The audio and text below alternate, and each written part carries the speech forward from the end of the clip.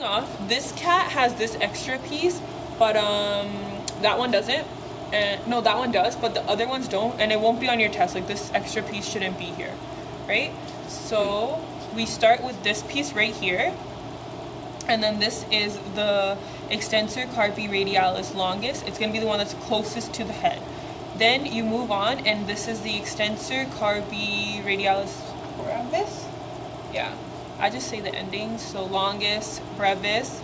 And then this is the extensor digitorum. I wrote communis there because that's how we're taught it, but on the test you can just write extensor digitorum. You don't have to write communis. Then the next one is the extensor digitorum lateralis, and then the last one is the extensor carpi ulnaris, because it's like the ulna's on this side and the radius is on this side, so that's where they get their names from. So again, starting off, the first one is going to be the extensor carpi radialis longus.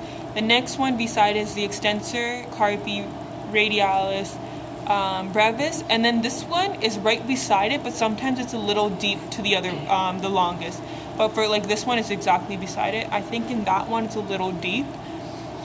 And the next one is the extensor digitorum communis, which you guys just write extensor digitorum as. And then the next one is extensor digitorum lateralis, and then the last one is the extensor carpi ulnaris. Okay? Yeah? So just basically you find the first one that's the closest to the head. Just pretend this isn't here, and then you just go down the list over there, and they're all gonna come in order. Don't go deep because you don't. On the flexor side, okay, you find the widest one, and then the widest one is going to be the palmaris longus, because it needs to be wide enough to cover the whole palm, right? So, and then the name has like palm in it as well. That's how I would remember it. And then once you get the palmaris longus, then the one that's right beside it, right here, towards the head, is going to be the flexor carpi radialis, right?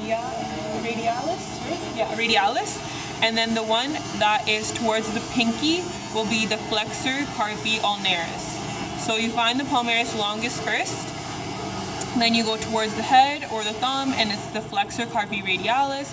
Then you go towards the pinky, and it's the flexor carpi ulnaris. Then there's this triangle area kind of in the elbow, and then this is a pronator teres. It's like for your pronation of your arm.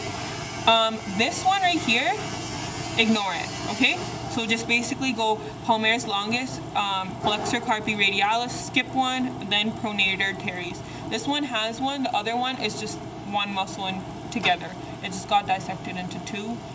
In real life there are two, but you don't need to know that. So just the next one that's right beside the palmaris longus is going to be the flexor carpi radialis. So again, find the palmaris longus, go towards the head.